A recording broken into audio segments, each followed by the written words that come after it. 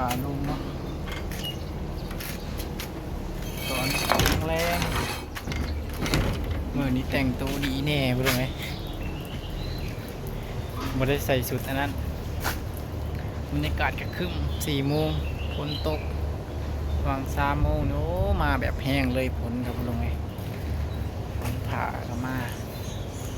ว่าชวนอายเพิ่นไปตึกแฮเมื่อนี้อายเพิ่นกะ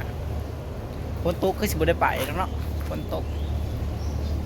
เป็นจังไดมื้อนี้สิออกทางนอกลงไงมีเงินอยู่100ผู้ใหญ่เพิ่นว่าเพิ่นสิไปซื้อนะหักมือตลาดได้บ่ลงไงมื้อนี้แต่ว่าเขาบ่ได้ไปตลาดดอกสิไปร้านค้านี่ล่ะผู้ใหญ่เพิ่นชวนไปเพิ่นจะเอาไปซื้อพริกเป็นนัวเพิ่น ก็เลยว่าอยากกินน้ำเฮ็ดงานในเมื่อยบ่ลงไงอยากกินน้ำก็เลยว่าสิไปเบิ่งแหน่ไปถ่ายคลิปบ่ลงเบิ่งแหน่เลยว่าไปเรียบลงเลยบรรยากาศฝนตก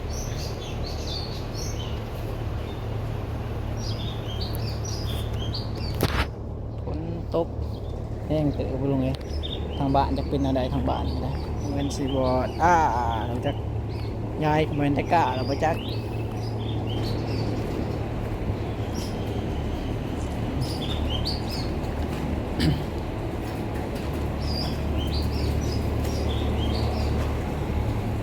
เดี๋ยวสิไปสู่พ่อใหญ่เพิ่นก็ว่าประเดกเป็นนัวเบิดเพิ่นว่าตะกี้บ่ได้ไปตลาดซ้ำเพิ่นว่าไปอยู่บ่ไปอยู่ฮะไปจ้ะโอ้โอเคเดี๋ยวโทรบอกพี่ก่อนออกข้างนอกต้องโทรบอก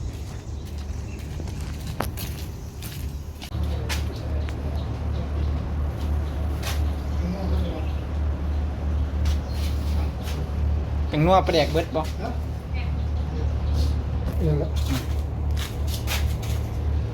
จะเป็นหอมพ่อใหญ่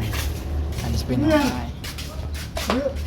บ่ผักเบี้ยบ่เบื่อเบี้ยเลยบ่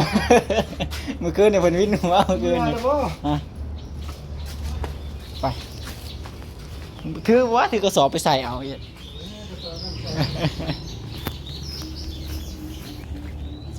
อ๋อทางนอกสิได้ยังไงถึงไปเท่าหนึ่งมาลงออกข้างนอกไปดูกับแบบมันมีเงินไปดูกับเบิดเงินลายถึงไปเท่า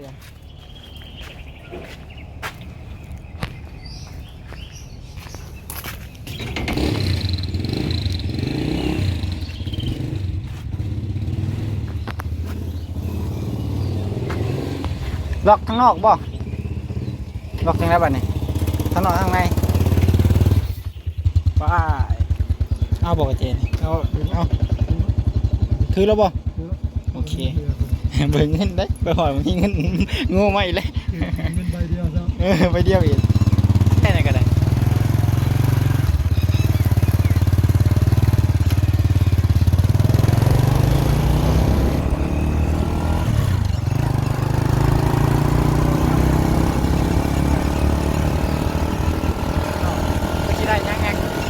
จ่ายเนี่ยจะได้สบู่ชุบ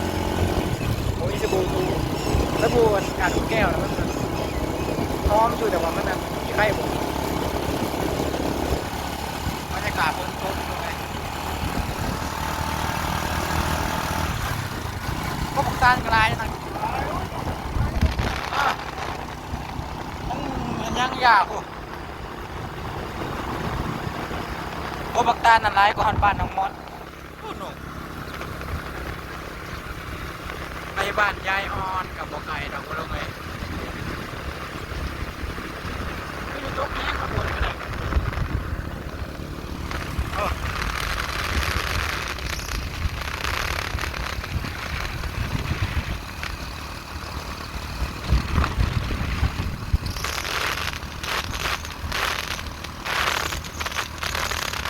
วิวงามเลยบัวลงเลยขอแต่งแรง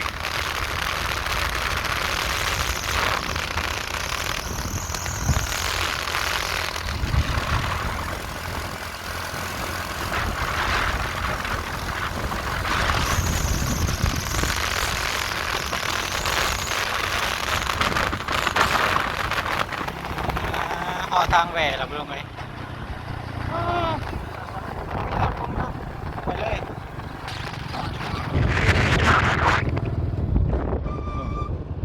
แบบบ้านเขาเลยบรรยากาศ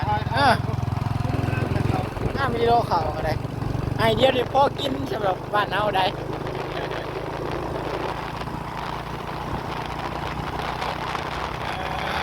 เห็นแบบนี้เองแต่มันเป็นวิวบ้านเขาเองสิดีลงไงบ้านเอาวัดนะเห็นแบบนี้เลยกินฮอตบ้านปากก่อยทั้งหมดเอาไปกินไปเป้บ่หรือเอาไปกินบ่เอาไปกินไอ้งัวงัวหายยัง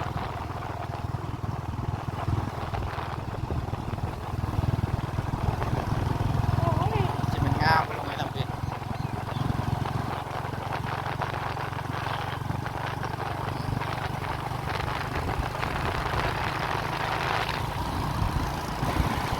นี่บอกใกล้ทั้งผมก็จะปลูกหัว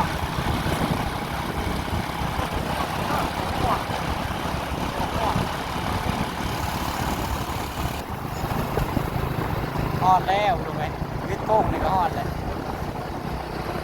กินก็อย่างเดียวครับเราเป็นก็เลยว่ามาน้ำมาใหญ่คน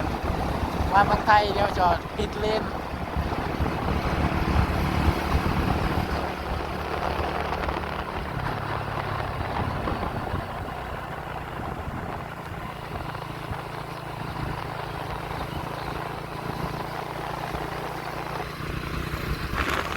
จะเป็นงามเลยไปว่าดูดีอยู่ลำน้อยๆ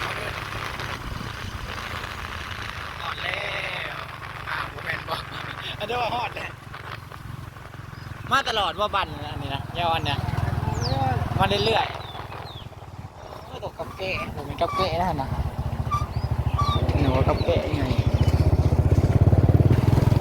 ฮอดเนี่ยก็ชิวฮอดทางใหญ่บุลงเลยชิวฮอดทางใหญ่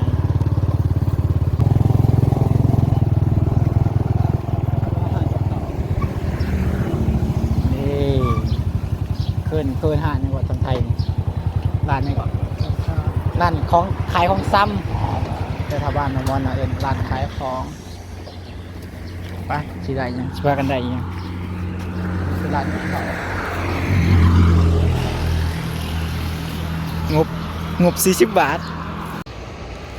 ว่าไงเป็นไปซื้อแคบเนาะ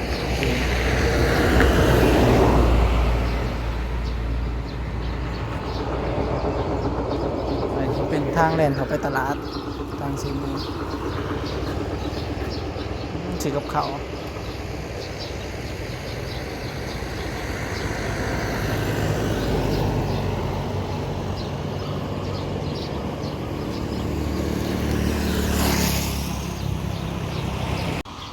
ว่าไงขึ้นมาจะไกลยังบักทั่วซื้อบักทั่วไปตำบ่อาหารแรง ตำบักทั่วนี่เราปิดร้าน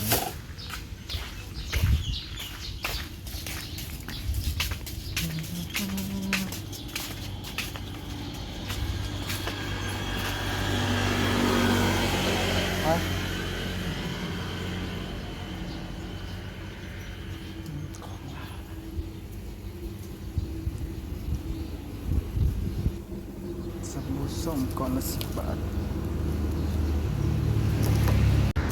ในแต่น้ำกับขนมเลยน้ำ2 ขวดแล้วขนมปังอยากกินข้าว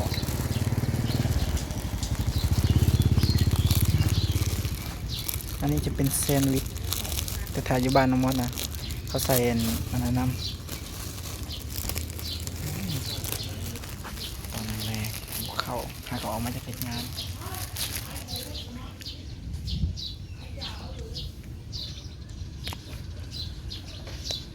เบิดไป60 บาทงบ40 บาท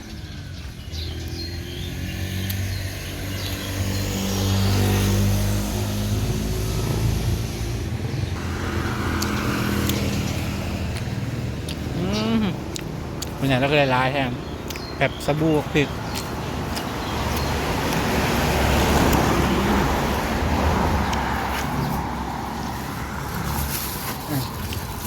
หลายอย่าง ขับเขา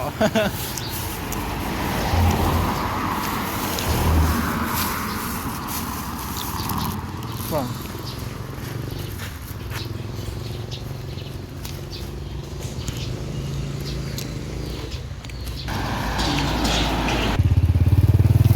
ว่ากระแจเข้าบ้านเฮีย